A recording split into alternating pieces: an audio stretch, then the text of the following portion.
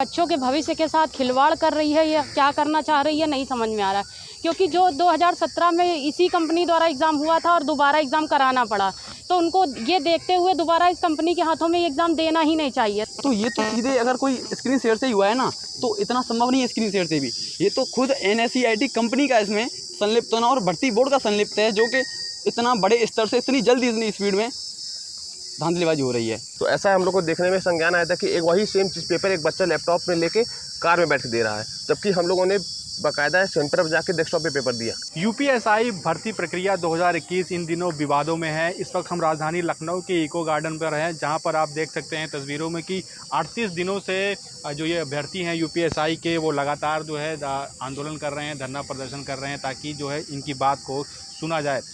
इस पूरी प्रक्रिया में कौन सी कंपनी है जिसके ऊपर धांधली का आरोप लग रहा है, हम अभ्यर्थियों से जानते हैं, उनसे बात करेंगे कि आखिर वो कौन सी कंपनी है। क्या नाम है आपका?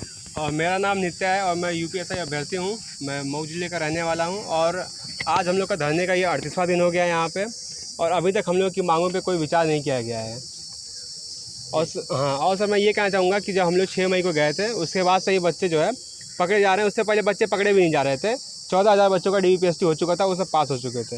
ये बताइए कि जो कंपनी का नाम आ रहा है वो कौन सी कंपनी है? वो NSEIT कंपनी है सर। वो जबकि 6 राज्यों में बैन है और उसको मध्य प्रदेश हाई कोर्ट ने जो है 3.5 करोड़ का जुर्माना लगाया हुआ है। इसके बावजूद भी इस कंपनी को टेंडर दिया गया था, और ये कंपनी देखिए टेंडर लेने के बावजूद भी कैसे एग्ज़ाम चल रहा है कि सेंटर संस्थापक ही पैसा ले रहा है बच्चों से और एग्ज़ाम पास करवा दे रहा है। आप बताइए, आपका नाम क्या है? सर मेरा नाम अतुल यादव है सर, मैं कानपुर से आया हूँ। ये बता रहे हैं कि जो NSEIT कंपनी थी जो ऑनलाइन एग्ज़ाम कराती थी, उसको उत्तराखंड और तमाम मध्य प्रदेश में इसको बैन कर दिया गया, ब्लैक लिस्ट किया गया था। उसके बावजूद भी जो है टेंडर दिया गया, इसको कैसे देख रहे हैं? सर इसमें सर पूरे भर्ती बोर्ड की सर मिली भगत है सर, बड़े बड़े सर अधिकारी इसमें लिप्त हैं सर। इसीलिए सर हम लोग 38 दिन से यहाँ बैठे सर, इसीलिए कोई सुनवाई नहीं हो रही सर, कोई कुछ नहीं हो रहा इसीलिए सर। अच्छा, आप बताइए, आपका नाम क्या? दीपक तिवारी सर। दीपक जी, ये बताइए, जो ये टेंडर दिया गया कंपनी को, NSEIT को, जी जी तो ये तो पहले से ब्लैक लिस्ट थी, जी बिल्कुल। उसके बावजूद भी जो है इसको टेंडर दिया गया, इसको कैसे देख रहे हैं? सर इसको कहीं भी आप देख लीजिए, हर एक साइट पे मौजूद है कि NSEIT जो है पूरी तरह ब्लैक लिस्टेड है, और इस पर MP सरकार ने, MP हाई कोर्ट ने 3.5 करोड़ का जुर्माना लगाया है। इसमें पूरी तरह भर्ती बोर्ड और सरकार के जो कुछ मंत्री लोग हैं इसमें संलिप्त हैं, और इसमें कोई भी खुल के बोलना नहीं चाहता है। और इसमें विधानसभा में बातें भी ये अखिलेश यादव जी ने भी उठाई, विपक्ष के नेता हैं। माननीय मंत्री जी भी बोले कि जो है इसमें एक भी लड़का जो अगर उसमें नहीं है, लेकिन वो कभी किसी से पूछने नहीं आए कि इसमें है या नहीं है। 19 लाख ट्वीट किए गए हैं, जबकि उसमें 19 लाख बच्चे ट्वीट किए हैं, लेकिन एक भी जवाब सरकार की तरफ से नहीं आया है, भर्ती बोर्ड की तरफ से नहीं आया है कि इसमें कौन लोग इसमें संलिप्त हैं, और उनकी जो है पकड़ नहीं पा रहे हैं लोग। सबसे बड़ी चीज़ यही है सर। जी, हमारे साथ और भी लोग हैं, महिला अभ्यर्थी भी हैं। आपका क्या नाम है? प्रियंका। प्रियंका जी, ये बताइए कि 2017 में भी जो है जिस कंपनी को टेंडर दिया गया वो ब्लैक लिस्ट हुई थी, UPSI की भर्ती में भी पेपर लीक मामला आया था, उसके बाद फिर इसी को दे दिया गया, कैसे देख रहे हैं? जी, यही तो हम लोग भी कहना चाहेंगे कि सरकार बच्चों के भविष्य के साथ खिलवाड़ कर रही है या क्या करना चाह रही है नहीं समझ में आ रहा है, क्योंकि जो 2017 में इसी कंपनी द्वारा एग्ज़ाम हुआ था और दोबारा एग्ज़ाम कराना पड़ा, तो उनको ये देखते हुए दोबारा इस कंपनी के हाथों में एग्ज़ाम देना ही नहीं चाहिए था, सबसे पहली बात। और अगर दिया भी तो अभी भी तो सरकार के संज्ञान में सारी बातें आ गई हैं। सरकार क्यों चुप है ये हम लोग नहीं जान पा रहे हैं, और इसका हम लोग एक ठोस जवाब चाहते हैं। या तो हम लोगों को ठोस जवाब बता दे तो हम लोग भी यहाँ से सब अपनी आगे की तैयारी देखे जाके। अब आप बताइए कि जो ये NSEIT कंपनी को जो टेंडर दिया गया, आप लोग कह रहे हैं कि बड़े मामले में जो गड़बड़ी हुई है, लेकिन ये तो ऑनलाइन एग्ज़ाम होता है, तो देखिए किस तरीके से इसमें गड़बड़ी हो सकती है? इस UPSI स्कैम में कई तरीके के पहले जो है एक जांच हुई थी, SIT की जांच 2016 में, जब इसी कंपनी ने दरोगा भर्ती में धांधलीबाजी की थी, तो जांच हुई तो पता चला कि 138 तरीक़ों से यह कंपनी धांधलीबाजी कर सकती है। देखिए मैं आपको समझाता हूँ। पहले कई सॉल्वर गैंग पकड़े गए, सॉल्वर गैंग पकड़े माना जाता है, चलिए सॉल्वर तरीके से धांधलीबाजी हुई। उसके बाद स्क्रीन शेयर का मामला सामने आया। अभी आगरा के SSP साहब ने एक ऐसा मामला पकड़ा है जिसमें 59 सेकंड में 60 सवाल, यानी 1 सेकंड से भी कम समय में एक सवाल कर दिया। आप खुद विचार करिए, जब भी हम क्वेश्चन क्लिक करते हैं ना, हमको पता है कि इसका क्वेश्चन का आंसर ये है, हम क्लिक करेंगे उसे तो उसमें आएगा कन्फर्म का बटन, फिर आएगा नेक्स्ट। इसी प्रोसेस को करने में कम से कम 2 सेकंड का समय लगता है। तो ये तो सीधे अगर कोई स्क्रीन शेयर से ही हुआ है ना, तो इतना संभव नहीं है स्क्रीन शेयर से भी। ये तो खुद NSEIT कंपनी का इसमें संलिप्त होना और भर्ती बोर्ड का संलिप्त है, जो कि इतना बड़े स्तर से इतनी जल्दी इतनी स्पीड में धांधलीबाजी हो रही है। ये सीधे कंपनी ने ही अपने यहाँ से कुछ ऐसा किया कि वहीं से क्लिक किया और जो बच्चे जिनका पैसा जा चुका था वहीं से टिक होता गया।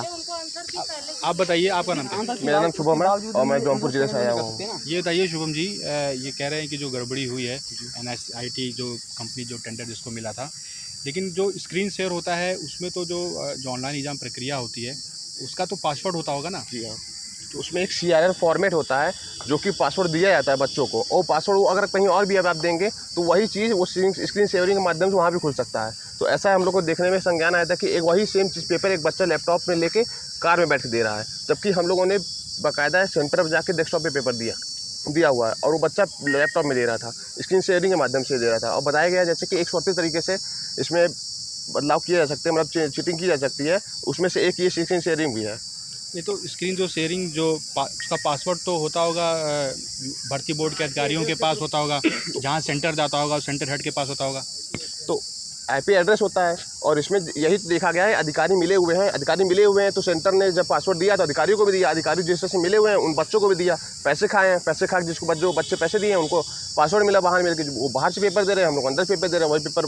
और ऐसे भी हुआ है कि वैसे कि हमारा पेपर है कोई और देने आया हुआ है कि ये कोई और बच्चे देने आए हुए हैं। और ये लैन एरिया नेटवर्क एक होता है कि आसपास जितने कंप्यूटर कनेक्ट होता है एक में, उससे भी चीटिंग कराने का माध्यम होता है, तो इससे भी चीटिंग बहुत बड़े लेवल पर हुई है। बस हम लोग को यही मुद्दा है कि SIT जांच की जाए निष्पक्ष तरीके से, एक जुडिशियल SIT जांच चाहिए हमको बस। ये बताइए कि जो ये कंपनी को टेंडर दिया गया, तो क्या आपको लगता है कि ऐसी कंपनियों को जो है जैसे MP और उत्तराखंड वगैरह में ब्लैक लिस्टेड है, तो यहाँ उत्तर प्रदेश में भी उसे ब्लैक लिस्ट बिल्कुल फिर से करना चाहिए? बिल्कुल, क्योंकि 2017 में जो SI भर्ती प्रक्रिया जो एग्ज़ाम हुआ था तो उसमें भी इस कंपनी को पेपर लीक हुआ था, तो क्या कहेंगे इस पर? मैं तो यही कहना चाहूँगा कि अभी भी उत्तर प्रदेश सरकार जो है इस कंपनी को यहाँ से बैन कर दे, ताकि भविष्य में आने वाली कोई भी पेपर हो इस कंपनी के पास न जाए, वरना ये ऐसे ही पेपर चीट कराती रहेगी और जो नकलची बच्चे हैं उनको जॉब मिलती रहेगी, जो पढ़ने वाले बच्चे हैं वो कभी जॉब नहीं पाएंगे। मैं आपको दिखा देता हूँ यहाँ पे, ये देखिए इसमें दिखाया कि मध्य प्रदेश में ये एजेंसी जो है बैन है, इसके अलावा उत्तराखंड में भी बैन है और 4 राज्यों में बैन है। तो मैं उत्तर प्रदेश सरकार से यही कहना चाहूँगा कि इसको भी यहाँ पर बैन करें, ताकि भविष्य में कोई भी प्रकार की एग्ज़ाम हो उसमें चीटिंग ना हो पाए। आज देखिए बच्चे 1 मिनट में 60 सवाल कर ले रहे हैं, मतलब 60 सेकंड में 60 सवाल, ये कैसे पॉसिबल हो जा रहा है? कहीं ना कहीं सेंटर जो संस्थापक हैं, सेंटर के जो मालिक हैं, उन लोग मिली भगत है, और जाहिर सी बात है कंपनी की मिली भगत हुई तभी तो काम होगा उसके आगे।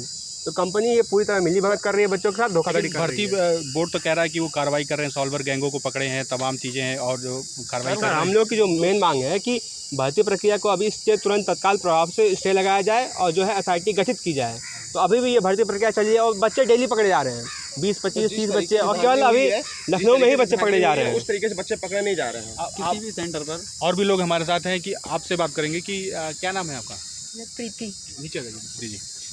ये बताइए जो जिस कंपनी को टेंडर दिया गया था उस पर आप क्या कार्रवाई की अपेक्षा करती हैं सरकार से? सर कार्रवाई क्या, वो पहले से ही बैन है, जब उसको देना जब पहले से बैन है सर, उसको देना ही सबसे पहली मिस्टेक थी। और जबकि यूपी में ही 3.5 करोड़ का उसमें लगा हुआ पहले से 3 साल पहले, जबकि टेंडर में बोला जाता है कि 4 साल तक कोई कंपनी हो उसको नहीं दिया जाता, ये तो 3 साल हो चुके थे फिर भी दिया गया। तो ये तो सबसे बड़ी मिस्टेक, वहीं से चोरी पकड़ी और हम फिर भी अभी एविडेंस देते जा रहे हैं। कम से कितने हो गए, 158 से प्लस हो चुके हैं। आप लोगों ने क्या एविडेंस दिया? 150 प्लस बच्चे पकड़े जा चुके हैं, 500 प्लस बच्चे एब्सेंट रहे हैं। अगर 650 बच्चा प्लस होता है इसमें, अगर 650 प्लस यही मेहनत किए हुए बच्चे जाते तो क्या हम लोगों को इंसाफ नहीं मिलता? और अभी कितने इसमें लिप्त हैं अभी वो पता नहीं है, क्योंकि हमने खुद अभी कल ही 2 लड़कियों को ऐसा देखा 150 प्लस नंबर है, तो गवर्नमेंट कहाँ गई? और 28 तारीख से सुनना है DV खत्म हो रहा, तो उनकी रनिंग कैसे 28 के बाद लगी हुई है? तो आप लोग ये चाहते हैं कि जो जिस कंपनी को टेंडर दिया गया था उनको जो है यूपी में कड़ाई से उसको जो है ब्लैक लिस्ट? सर कंपनी की ही बात नहीं है, कंपनी तो है ही भ्रष्ट, कंपनी तो भ्रष्ट है ही, और उसके साथ जो अधिकारी लोग मिले हैं जो छुपाने की कोशिश कर रहे हैं इसको, इसका मतलब वो भी लिप्त हैं। तो इसकी हम लोग पूरी एक जांच चाहते हैं, निष्पक्ष जांच हो इसकी और पूरी क्लियर भर्ती हो दोबारा से। आप बताइए कि जो सेंटर इसमें लिप्त था, आप क्या अपील करना चाहती है गवर्नमेंट को लेकर, इस पर कार्रवाई के लिए? नीचे जाइए। सेंटर को बैन कर दिया जाए, और जो एक बच्चे हैं, जैसे एक बच्चे को तो चीटिंग कराएगा नहीं, 10 बच्चों से कम तो वो कराएगा नहीं, तो वो जो बच्चा पकड़ा गया उससे पूछा जाए और पूरे बच्चों को इंक्वायरी और सेंटर की भी हो। मतलब आप कह रही हैं कि इसमें जो है सेंटर हाँ, सेंटर इन्वॉल्व था पूरा? हाँ, पूरी तरीके सेंटर नहीं होगा तो चीटिंग कैसे होगी सर? सेंटर मतलब सेंटर ही तो है। एक अलग लाइन बिछा रहा, तो वो 1-2 बच्चों के लिए इतना बड़ा रिस्क नहीं लेगा सेंटर, तो उसमें कम से कम 80%, 70 to 80% बच्चा होगा जो ऐसे गया है। तो इसलिए अगर आप एक बच्चे को पढ़ते हो तो पकड़ते हो, उसको कहाँ से पकड़े, उसको किस थ्रू वो ऐसे पहुँचा, तो सेंटर से लेकर के जिसको उसने पैसा दिया सब तक पहुँचना चाहिए इनको, तभी ये पूरे तक पहुँच सकते हैं। या तो फिर एक जांच कराएं। तो ये लोग कुछ भी ऐसा नहीं कर रहे हैं जिससे हम लोगों को लगे कि हाँ पारदर्शिता आ रही है। नहीं, आप लोग क्या चाह रहे हैं कि इसमें SIT का गठन हो, कि ये चाह रहे हैं कि जो ये आप लोग ने एग्जाम दिया है वो फिर से निरस्त कर दिया? SIT गठन हो, SIT गठित होगी तो सब कुछ खुद क्लियर हो जाएगा। मतलब आप लोग ये चाह रहे हैं कि परीक्षा जो हुई है इसको निरस्त ना किया जाए, उसमें SIT की जांच? गवर्नमेंट का जो भी डिसीजन होगा हम लोग को सब कुछ मंजूर है, चाहे वो री एग्जाम कराएं, चाहे वो दोबारा से मेरिट कम करके हम लोगों का नंबर आ जाए, हम लोग हर तरह में राजी हैं। लेकिन गलत लोग नहीं जाने चाहिए सर। जी, तो आप देख सकते हैं कि जो UPSI के अभ्यर्थी हैं उनका साफ तौर पे कहना है जो NSEIT कंपनी है उसको पूरी तरीके से ब्लैक लिस्ट कर दिया जाए उत्तर प्रदेश में, वो कोई भी परीक्षा ना करा सके, उस पर सख्त कार्रवाई की जाए। साथ ही साथ अभ्यर्थियों का यह भी कहना है कि SIT जांच निष्पक्ष कराई जाए। सत्यम मिश्रा, लखनऊ, UP तक।